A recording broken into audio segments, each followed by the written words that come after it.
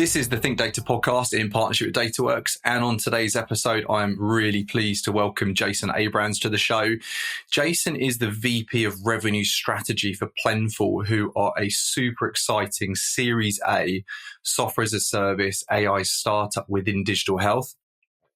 Jason has over 15 years of experience within sales. This has seen him lead and grow teams for the likes of LinkedIn, Lyra Health, Colour and Spring Health. And this is going to be hopefully a very popular episode because we're going to be taking a really deep, closer look at what it takes to build and grow a sales and go-to-market team within a startup. And it's really good to have you on. And obviously we've kind of been discussing this for a little while now. But look, for people that don't know you, haven't maybe heard of Plenful, do you mind kind of summarising your background and kind of what ultimately brought you to Plenful? Yeah. Thanks for that introduction, Alex. It's great to be here. Again, my name is Jason Abrams. I'm the VP of Revenue Strategy at Plenful. My background originally was in technology sales. So I worked at a bunch of different organizations selling various different technologies, but then wound up at LinkedIn for about 7 years, where I spent a bunch of time in the New York office and then also in the San Francisco office, which is the city that I live in now. After that, I got into digital health, which was really exciting. I was personally quite passionate about it, so it was a nice turn of events for my career. I went to Lyra Health, Colour Health, and then Spring Health after that. I led sales teams at all those different organizations, scaling up at Lyra from 100 employees to 1,000. At Spring Health, we were a bit more advanced. We were a bit larger, but I led our enterprise sales team, which was an org of about 40 people. And the reason that I wound up coming to Plenful, I'm fascinated by AI and the advancements it can bring to various different industries, but most specifically healthcare. I think one of the things that I really noticed in my time in Healthtech is that even at the most innovative healthcare organizations, they're just inundated by manual processes, by data, disparate data sets that just don't fundamentally speak to each other, that require human intervention and manual workflows. And when Plenful came across my desk and I was introduced to the company and to the concept, I really thought it was a perfect fit. I think it's the perfect wedge for AI to actually be accessible to healthcare. I know there's been a lot of success with some other AI technologies, scribing technologies, things like that. But really where there's so much opportunity is in these manual back office workflows.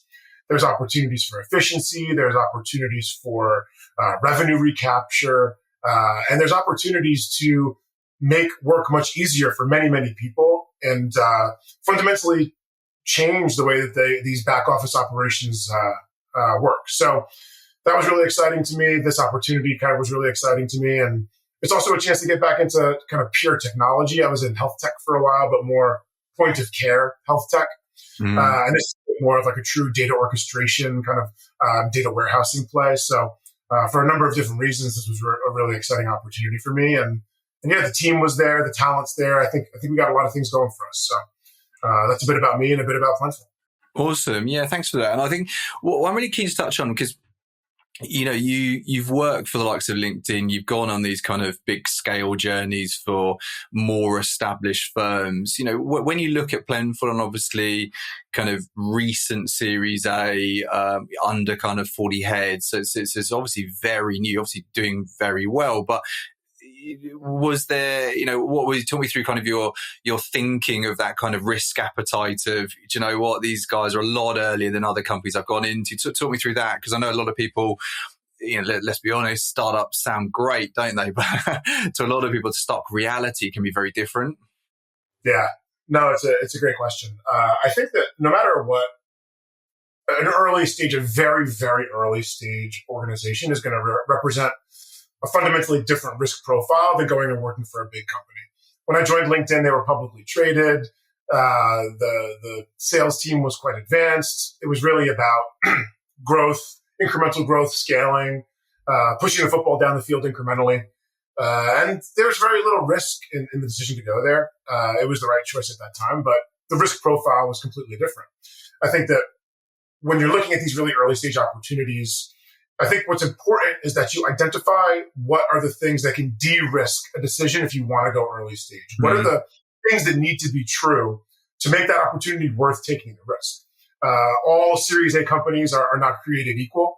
And there's going to be factors that you want to take into account that are really important that you really need to think about before you decide to join something that's as early as Plenful when I joined. I mean, we were still in the WeWork when I joined, and we hadn't even done our Series A yet when I joined. So one of the things that I really look at is leadership. I look at is there a vision? Is there a competency around product and around product development and around market fit, an understanding of the industry that you're going after?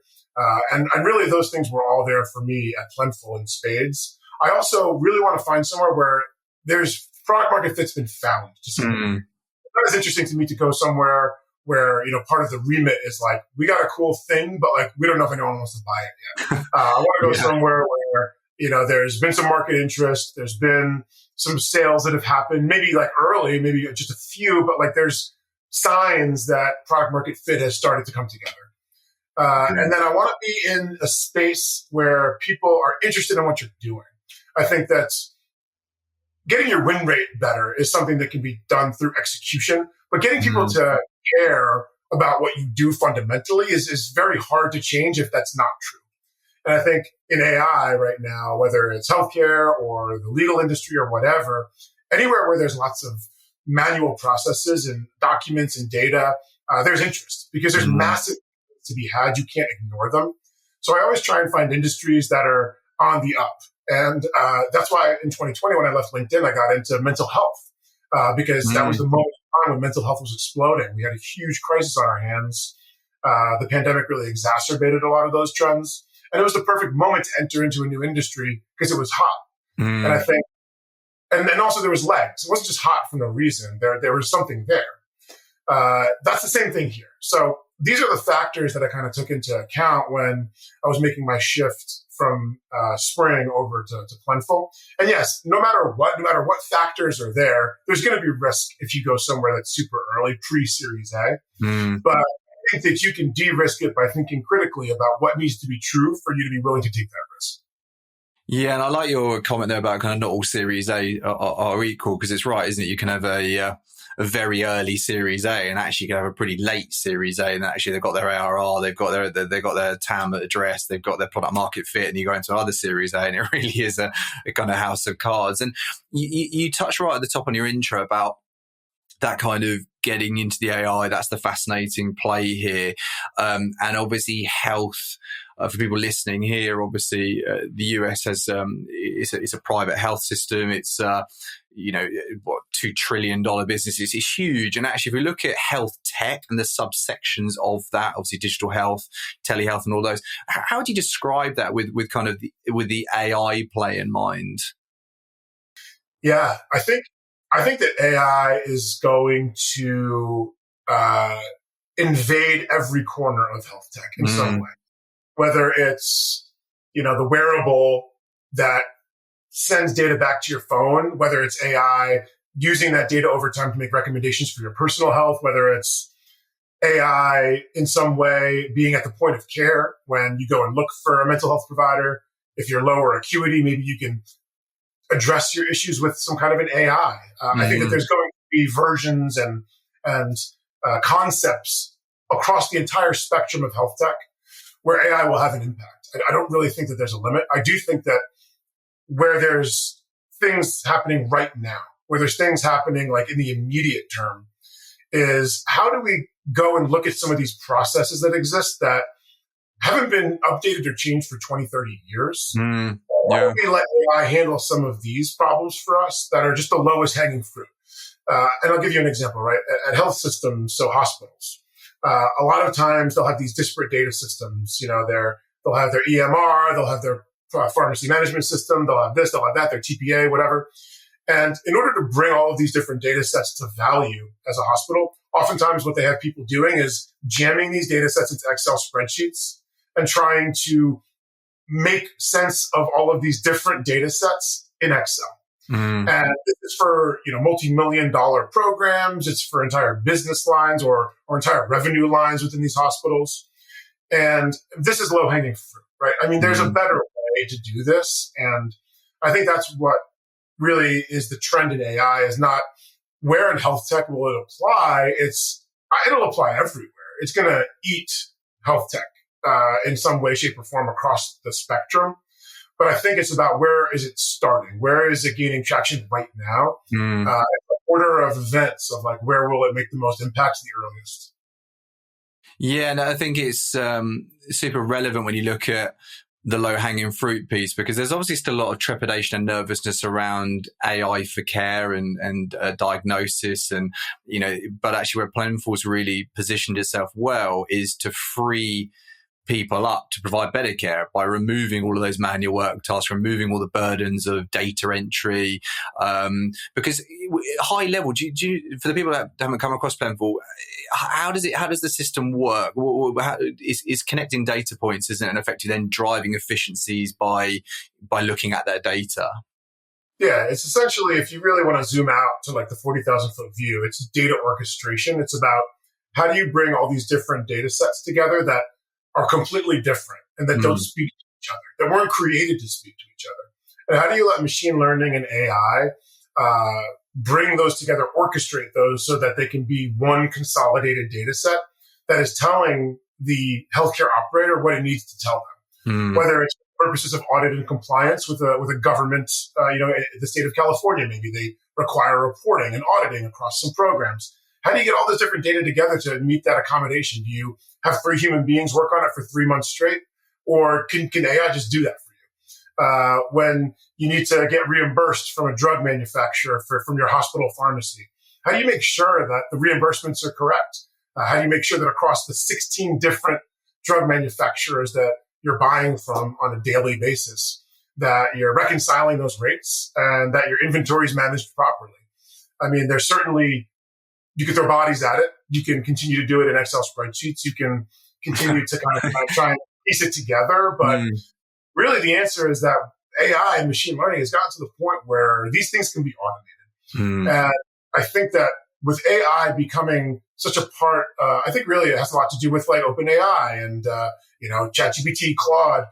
It's part of our vernacular now. It's so known to us that I think it gives people permission to entertain it for what could have probably been done the last couple of years with some of the machine learning AI technologies that we've had at Plenful. But now it's finally opening people's eyes to how much these things can do and how much low-hanging fruit there is. So for us at Plenful, really, it's about data orchestration. It's about bringing disparate data sets together and helping bring them to value for the operators. Because what that does essentially is automates workflows. Because get that data to value might take 2, 3. I mean, we've talked to some companies where there's 70, 80, 200 people working on some of these manual data workflows. Wow. And think about the power of being able to take what takes 3 hours down to 2 minutes for one of these operators. So that's kind of the power of what we're doing for healthcare.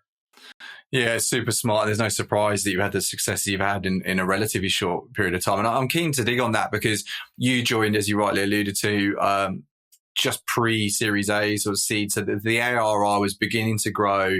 And you were brought in, obviously, to really structure that kind of sales function and give them the kind of the right tools to then capitalize on that. But a lot of companies go in to sell and they ultimately fail because they've not got the right structure in place. So when you came into Plenful, and obviously part of your kind of 30 to 90 day plans, what did that look like? What were you kind of, what was the low hanging fruit that you had to address, and actually then actually looking to scale that? What was your kind of approach? Yeah, so there was a lot to do. But I think that, to your point, how do you prioritize? How do you determine what's something that we should be doing right now versus next quarter versus next year?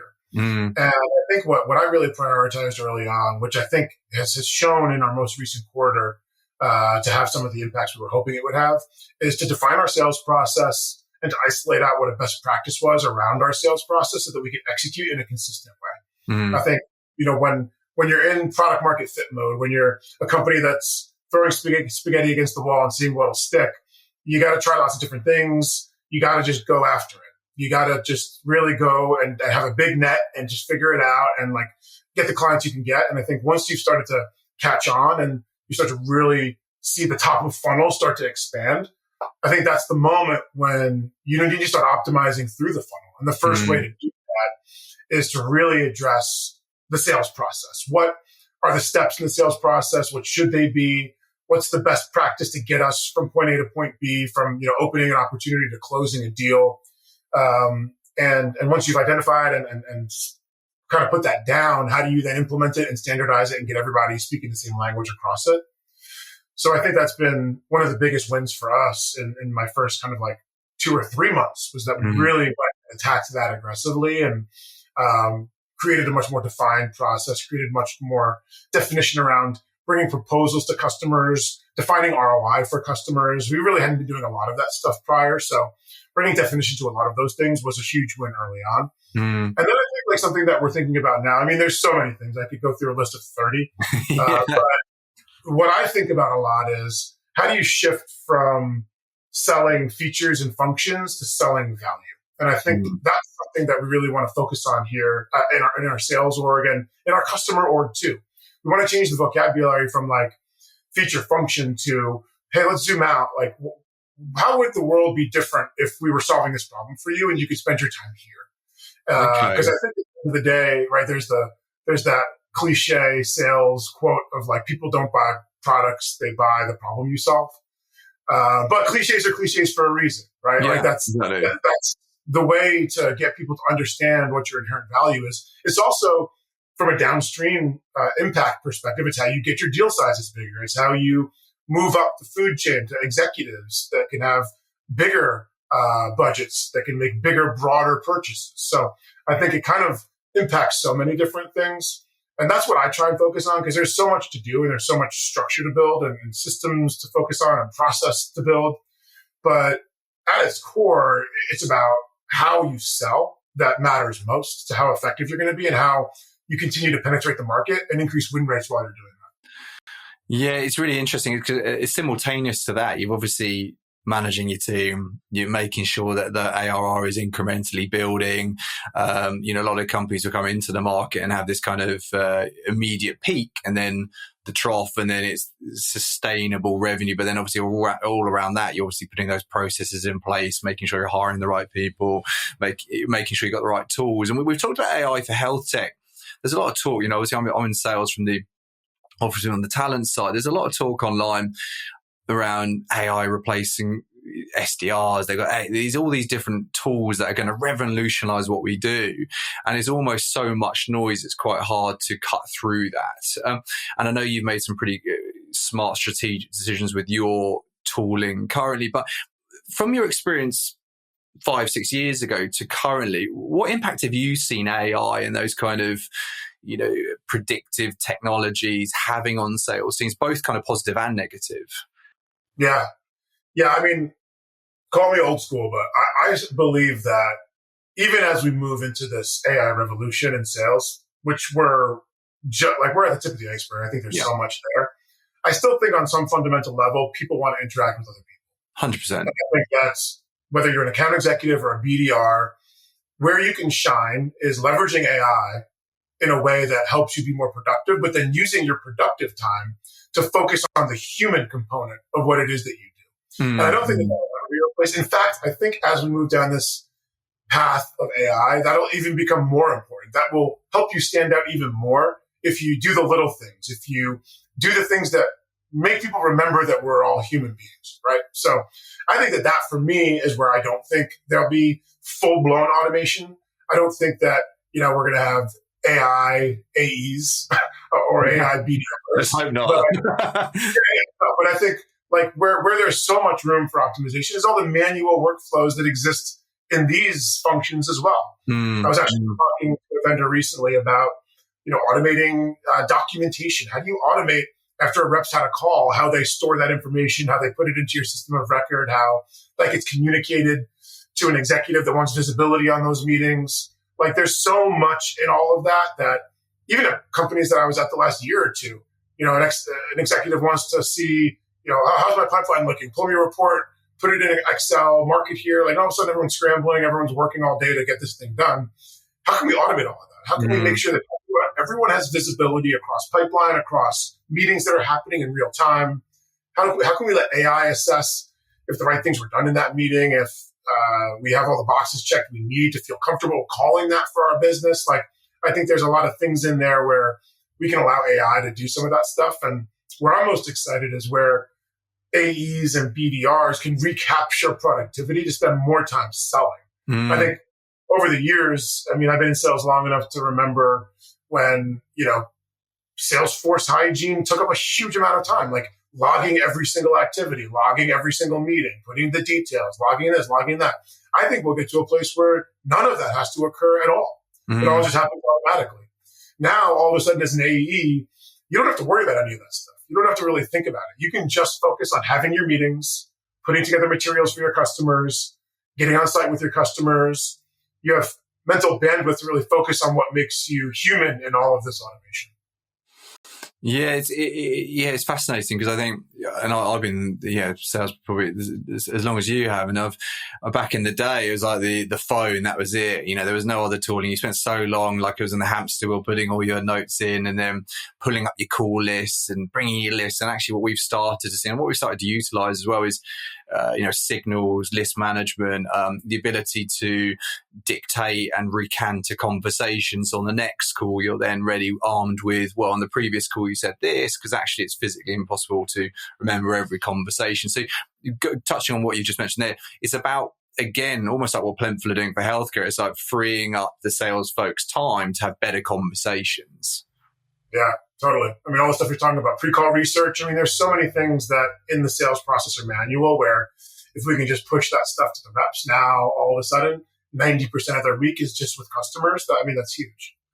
What should sales teams be mindful, or sales leaders in your situation? So they're looking at headcount, they're looking at cost. They've just had a really good vendor pitch them the next AI SDR tool or whatever. What should they be mindful of before they sign, committing to something before they think, actually, we still need people? Yeah, I think that one thing I'm always thinking about is doing too much too quickly. When you're in a startup, when you're as early stage as we are, change is going to be a natural state. There's always going to be things happening. You're always going to be moving, but that doesn't mean you got to add on to that if it's not the right time. I think it's about prioritization. I think first you need to decide if it's the right thing to do in general. But if then you decide that, like, hey, this tool looks great, I really think it'll have a huge impact on our team, but next month, we got this going on. We have 3 recs open right now for 3 different positions that we're hiring for. We're middle of Q4, this, and this. So here's 6 things that are happening that are mission critical over the next 2 months. Is now the right time to add a 7th, right? Yeah. And I think that becomes almost the conversation around everything is prioritization. And I think that where you can fall is by not taking that conversation seriously enough or putting too much on the plate, because then nothing gets done well. You're a mile wide and inch deep on everything, and then all of a sudden you're buying sales tools and they're just sitting on the shelf and no one's using them. Or you're hiring people, but they're not getting onboarded in a really great way, and they're not getting off to a good start. So I think it's about what are the things that you need to do that need to get done right, and then how can you then figure out where things go after that. I think that's something I've been thinking about a lot, because the structure I just outlined is literally like where we are right now and how much we have going on. So that's kind of top of mind. Yeah, that makes sense. And obviously people joining any business, and certainly in an early stage business, is the leader. 9 times out of 10, they're actually buying into it. That's the founder. And also in your situation, the sales leader.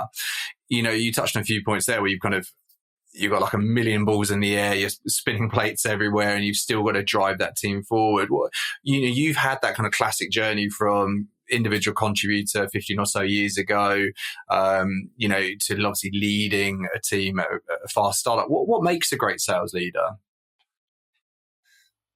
I think it's, so I'm a big fan of servant leadership. I believe no matter how high up you get, no matter what level you're at, if the people that report to you, whether first line, second line, third line, if they believe that you're in the fight with them and that you're there to support them, I think that you get a good version of them showing up every day. Yeah. So I'm a big fan of support and of servant leadership. But also what comes along with that for me is accountability. And that goes both ways. I think that great leaders are great at holding people accountable, but they're also great at showing up and doing the things that they say they're going to do as well.